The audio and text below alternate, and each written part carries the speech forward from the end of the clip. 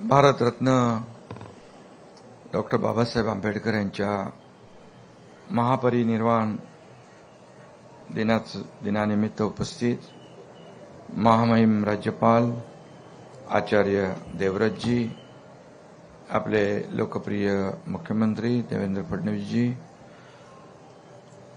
उपाध्यक्ष अण्णा बनसोडे, मंत्री संजय राठोड, मंत्री मंगल प्रभात लोढा, मंत्री आशिष शेलार, मंत्री संजय शिरसाट, आनंदराज आंबेडकरजी, नरेंद्र जाधवजी, श्री कालिदास कोळंबकरजी, राहुल शेवाळे, संजय बनसोडे, सर्व व्यासपीठावरील सन्मान्य मान्यवर, महापालिकेचे आयुक्त आहेत, त्याचबरोबर अन्य सर्व मान्यवर,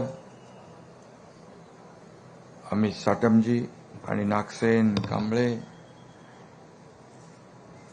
भारतीय संविधानाचे शिल्पकार, प्रज्ञासूर्य, युगप्रवर्तक, महामानव, भारतरत्न डॉक्टर बाबासाहेब आंबेडकर यांना मी विनम्र अभिवादन करतो. परमपूज्य बाबासाहेबांच्या पवित्र स्मृतींना अभिवादन करण्यासाठी, त्यांच्या कार्यापुढे नतमस्तक होण्यासाठी राज्यभरातून, देशभरातून, जगभरातून आपल्यासारखे लाखो अनुयायी या पवित्र अशा चैत्यभूमीवर दाखल झालेत. डॉक्टर बाबासाहेब आंबेडकर युगपुरुष आहेत, समतेचे पुजारी आहेत. डॉक्टर आंबेडकर बाबासाहेब हे भारतीय स्वातंत्र्याचा आणि समतेचा सूर्य आहे. या सूर्याला वंदन करण्यासाठी आपण सगळे या ठिकाणी जमलोय. हा सूर्य महाराष्ट्राच्या अंगणात जन्मला होता, ज्याच्या तेजाने संपूर्ण विश्व तेजोमय झालं. अशा डॉक्टर बाबासाहेब आंबेडकरांचं आपल्या समाजावर प्रचंड मोठे उपकार आहेत. डॉक्टर बाबासाहेब आंबेडकरांनी उभारलेला लढा मानव मुक्तीचा लढा होता. समता, बंधुता, न्याय, स्वातंत्र्य आणि लोकशाहीचा लढा होता. बाबासाहेबांचं जीवन आणि त्यांचे विचार म्हणजे धगधगता अंगार होता. मात्र या महामानवाचं हृदय अपार कारुण्याने भरलेलं होतं. बांधवांनो आणि भगिनींनो, डॉक्टर बाबासाहेबांचं जीवन म्हणजे ज्ञानाच्या बळावर अन्यायाविरुद्ध केलेला अभूतपूर्व संघर्ष होता. खरं म्हणजे या ठिकाणी ज्या समाजानं त्यांना पाणी नाकारलं, त्या समाजात त्यांनी शिक्षणाचं महत्त्व ओळखलं. अत्यंत हलाखीत अपमान सहन करून त्यांनी ज्ञानसाधना केली. जगातील सर्वश्रेष्ठ विद्वानांच्या पंक्तीत आपलं स्थान बाबासाहेबांनी निर्माण केलं. त्यांच्या जीवनातून आपल्याला एकच शिकवण मिळते, ती म्हणजे शिक्षण हाच सर्वात मोठा आपला आधार आहे.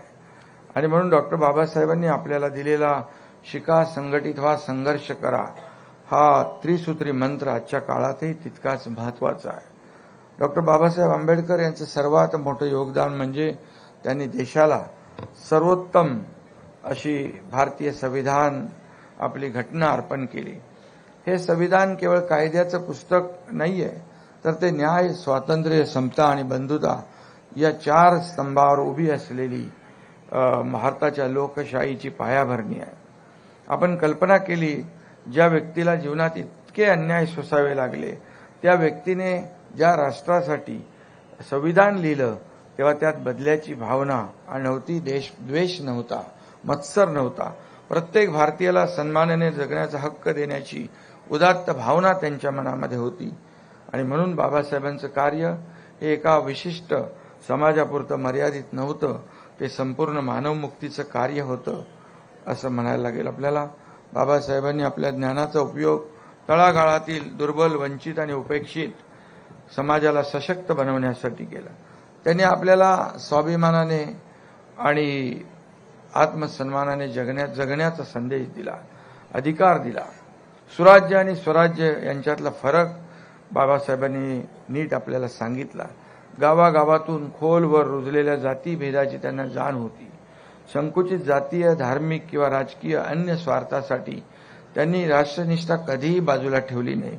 आणि म्हणून स्वातंत्र्यानंतर कायदा मंत्री म्हणून सत्तेत सहभागी होताना, शेड्यूल कास्ट फेडरेशन काढताना, धर्मांतराची घोषणा करताना अशा महत्वाच्या जीवन प्रसंगी सतत त्यांनी राष्ट्रनिष्ठा जागृत ठेवली.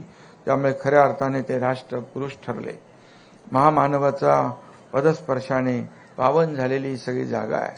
आणि म्हणून या जागेत आपण जमलेलो आहोत. बाबासाहेबांनी मानवतेचा धर्म आपल्याला शिकवला. दीक्षाभूमी किंवा चैत्यभूमी, इंदू मिल इथे होणारं भव्य दिव्य स्मारक ही स्थळं जी आहे राज्यासाठी नाही तर आपल्या देशासाठी भूषण ठरतील. आणि म्हणून इंदू मिल इथं जगाला हेवा वाटावा असं भारतरत्न डॉक्टर बाबासाहेब आंबेडकर यांचं स्मारक उभारण्यात येतंय.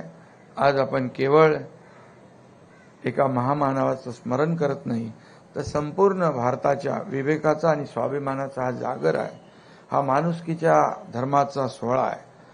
काल देखील चेंबूरला एक भीमज्योतीचं त्या आयोजन करण्यात आलं. विचारांची भीमज्योत कायम तेवत राहील. आणि म्हणून अनेक ठिकाणी बाबासाहेबांची स्मारकं होत आहेत. यातून सर्वसामान्य लोकांना प्रेरणा मिळते, ऊर्जा मिळते. न्याय शेवटच्या माणसापर्यंत पोहोचला पाहिजे ही भावना बाबासाहेबांच्या मनामध्ये होती. आणि म्हणून पददलितांचं स्फूर्ती व आशास्थान असलेल्या अशा या महामानवाला त्यांच्या महापरिनिर्वाण दिनानिमित्त सहस्त्रकोटी अभिवादन करतो. आणि ज्ञानसंपन्न युगंधराच्या आठवणींना आपण स्मरण करूया.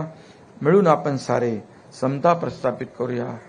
जय हिंद, जय महाराष्ट्र, जय भीम.